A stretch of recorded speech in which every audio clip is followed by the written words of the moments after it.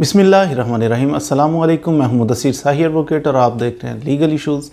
आज जी legal issue ये है कि वकील साहब आपने इंगेज करने हैं, कोई खुदा न खास्ता सिविल, क्रिमिनल या फैमिली मैटर है, कोई आप केस करना चाह रहे हैं, आप अदालत में जाना चाह रहे हैं या आपके ख़िलाफ़ किसी ने केस कर दिया तो आपको अदालत में जाना पड़ गया। यकीनन जब आप अदालत में जाएंगे आपके ज़हन में ये बात आएगी कि मुझे एक वकील की सर्विसेज की ज़रूरत है, कोई वकील मैंने करना है। यहाँ पे बहुत एहतियात की ज़रूरत है कि कौन से वकील साहब होने चाहिए। बाज़ दफ़ा हमने देखा है कि बंदा वकील को इंगेज कर लेता है और बाद में शिकायत होती हैं, ओ जी वकील साहब अच्छे नहीं थे, वकील साहब मिल गए अगली पार्टी से, वकील साहब ने ये कर दिया, वकील साहब वो नहीं किया, वकील साहब बोले नहीं हैं, हमारा केस तबाह कर दिया। तो लेकिन जब हो चुका कोई काम तो तब आप क्या करेंगे? देखिए उस वक्त तो काम हो चुका, आपका नुकसान हो चुका, बाद में पछताने में आपको मेरा ख्याल है कोई खातर खा नफ़ा नहीं होगा। पहले चलने से कबल आप चल रहे हैं, आपको वकील साहब की ज़रूरत है, तो ये वक्त है कि आपने गौर करना है कि कौन से वकील साहब हों जिसकी सर्विसेज मैं ले सकता हूँ। सबसे पहले वकील को इंगेज करने के लिए आपने देखना है कि आपके केस की नेचर क्या है। सिविल केस है, क्रिमिनल केस है, कॉर्पोरेट का कोई केस है, कैसा केस है। फिर उस स्पेसिफिक जो आपका मिसाल के तौर पर क्रिमिनल केस है, आपको तलाश करना है क्रिमिनल लॉयर क्रिमिनल नहीं होगा, जो क्रिमिनल केसेस को डील करता होगा, क्रिमिनल की प्रैक्टिस करता होगा, तो वो वकील साहब आपने इंगेज करना है। अब यहाँ पे आप किसी भी वकील साहब से जाएं तो 90% वकला कहेंगे जी हम करते हैं। रिफ्यूज़ करने चंद होते हैं वकला जो रिफ्यूज़ भी कर देते कि नहीं जी हम ये वाला केस डील नहीं करते। मोस्टली कहते हैं नहीं आ जाए, वेलकम। अब आपके लिए आजमाइश, आपके लिए जो है एक गोल, वो ये है कि आपने सेलेक्ट करना है कॉम्पिटेंट भी हो, ऑनेस्ट भी हो। अब ऐसा वकील, उसकी क्या खूबियाँ होंगी, क्या खसूसियात होगी जिससे पता चले कि कॉम्पिटेंट है। क्योंकि उसकी कॉम्पिटेंसी को टेस्ट करना कि कॉमन मैन के तो बस की बात नहीं है कि आम आदमी कानून को जानता नहीं है, सिंपल सादा सा आदमी है, ये कैसे असेस करेगा कि ये बंदा जो है ये कॉम्पिटेंट है कि नहीं है। ना इससे सवाल पूछ सकता है, ना कानून की बात इससे पूछ सकता है, एक तीर तो कोई लगाएगा। तो लेकिन इसके अलावा कुछ ना कुछ खसूसियात होती हैं जो मैं अभी आपको गोशगुजार करता हूँ कि कभी वकील को आप उसकी सर्विसेज लेते हैं, आपको पता चल जाएगा ये वकील साहब कैसे हैं, कॉम्पिटेंट है, ऑनेस्ट है। मिसाल के तौर पर अगर कोई बंदा कॉम्पिटेंट है, लायक फायक है, समझदार है, दयानतदार है, तो उसकी ये खसूसियात हो सकती हैं। चंद एक मैं आपको अर्ज़ कर देता हूँ। सबसे पहले खसूसियत ये होगी कि कभी भी वकील साहब आपको चीटिंग का मशवरा नहीं देंगे। ये हाई लेवल की कॉम्पिटेंसी हो वकील साहब की, चीटिंग का मशवरा ये नहीं कहेंगे जाओ आप जैली डॉक्यूमेंट तैयार करके ले आओ, आप जाएँ आप झूठा कोई गवाह पकड़ के लेके आओ, ऐसा नहीं कहेंगे। उसकी रीज़न ये है कि ये वकील साहब जो कॉम्पिटेंट हैं, इनकी वकालत चल रही है और ये कभी भी पार्टी की वजह से ये ऐसा नहीं चाहेंगे कि मैं कोई करप्शन करूं, मैं अपने आप पे दाग लगा लूं, ऐसा नहीं करेंगे। तो ये हमेशा अकॉर्डिंग टू लॉ आपका केस है उसको देखेंगे और उसमें से तलाश करने की कोशिश करेंगे क्या वीक पॉइंट्स हैं, क्या प्लस पॉइंट्स हैं, इनको देख के आपका केस बनाने की स्ट्रगल करेंगे। ना कि आपको कहेंगे कि आप करप्शन कर जाओ। आप जो वकील साहब हों या अदरवाइज़ भी आपको मशवरा ये देना कि आप जैली डॉक्यूमेंट तैयार कर लो, आप फलां काम कर लो, आप ये झूठ बोल लो, समझ जाओ कि इस बंदे को खुद भी झूठ बोलने पे कोई आर नहीं है, चीटिंग करने में आर नहीं है। ऐसे बंदे से बिल्कुल डरना चाहिए। आज आपको झूठ बोलने का मशवरा दे रहा है तो क्या कल खुद नहीं झूठ बोल आपके साथ कोई चीटिंग नहीं कर सकता? कर सकता है। एक अच्छा वकील, दयानतदार वकील, कॉम्पिटेंट वकील कभी भी करप्शन, झूठ की तरगीब नहीं देगा आपको। एक अच्छा वकील कभी भी आपके साथ पार्टनरशिप नहीं करेगा। क्लाइंट है, उससे फीस चार्ज करेगा, उसका काम करेगा, पार्टनरशिप नहीं करेगा।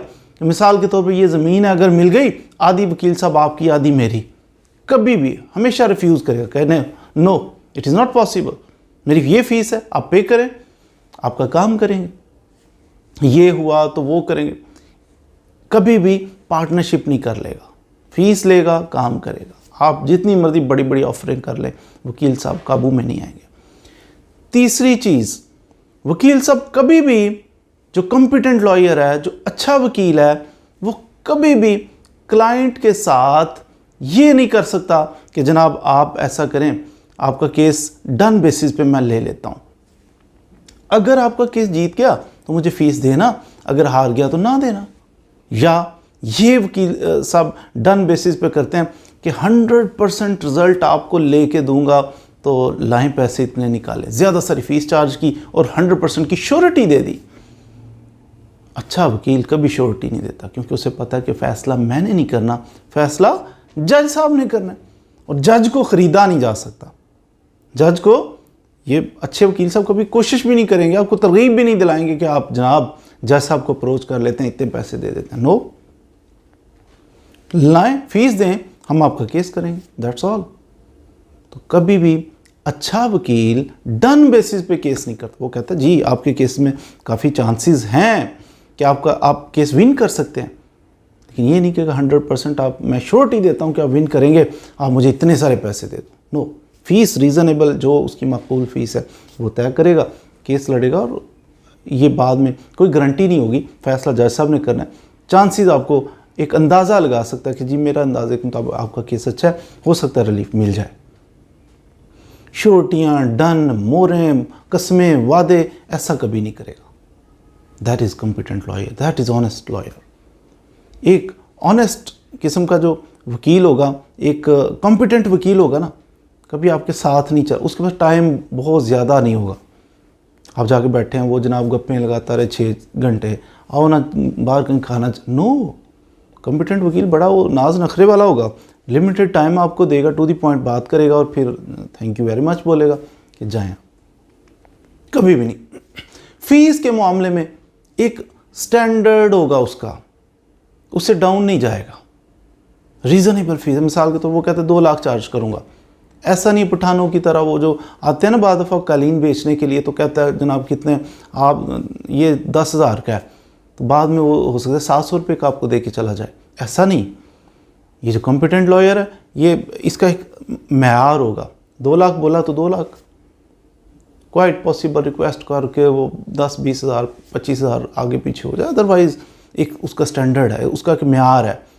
आप पैसे निकाल के, वकील साहब ने कहा मेरी 5 लाख फ़ीस है, आप जनाब 4 लाख निकाल के टेबल पे भी रख दो, वो बिल्कुल अट्रैक्ट नहीं होगा कि ये 4 लाख आ गया तो जल्दी से। नो, वो कहेंगे नहीं इतनी है फ़ीस, बस आप कहीं और ट्राई कर लें, किसी और वकील साहब को एंगेज कर दें। तो ये कैसे इसका म्यार होता है, क्योंकि इसको केसेस की कमी नहीं होती, कुछ ना कुछ लोग इसके पास इसकी कॉम्पिटेंसी की बुनियाद पे आ रहे होते हैं, फिर इसका ये म्यार मेंटेन रखेगा वकील, ये कभी भी उस पर कंप्रोमाइज़ नहीं करेगा।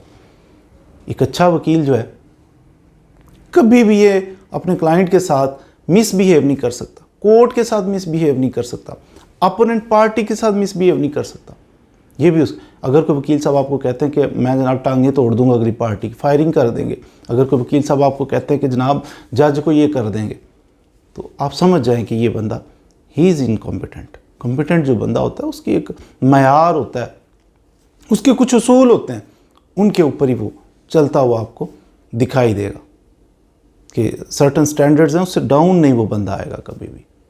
हाँ, ये पॉसिबल है कि उसका म्यार है, मिसाल के तौर पे 2-3 लाख, 5 लाख, 10 लाख, जो भी उसकी फ़ीस का एक स्टैंडर्ड है, उसके मुताबिक फ़ीस चार्ज करता है। लेकिन ये पॉसिबल है कि फ्री किसी का केस कर दे, कोई डिज़र्विंग है उसका केस फ्री कर दे, ये मुमकिन है। ये नहीं मुमकिन कि वो 10 लाख बता के तो 50,000 में कर दे, ऐसा नहीं होगा। कॉम्पिटेंट वकील उसका टाइम जो है ना, वो आपको देखने को यही मिलेगा, उसका टाइम बड़ा कीमती है, मसरूफियत उसकी बहुत ज़्यादा है। एक कॉम्पिटेंट वकील जो होगा उसकी रेपुटेशन, आप गिरदोनवा में वकला से पूछेंगे ना, तो कोई उसके बारे में नेगेटिव कमेंट नहीं करेगा। 90% आपको लोग ऐसे ही मिलेंगे जो कहेंगे हाँ वाकई वो कॉम्पिटेंट है, वाकई ऑनेस्ट है। थोड़ी सी आप पूछगिछ कर लें तो आपको यकीनन उसकी कॉम्पिटेंसी के बारे में ही गवाही मिलेगी। तो उम्मीद है आपने ये सीख लिया होगा, जान लिया होगा थोड़ा सा कि कॉम्पिटेंट और ऑनेस्ट वकील हो उसकी क्या खुसूसियात होती हैं। मज़ीद वीडियोज़ के लिए हमारे साथ रहिए। Thank you very much.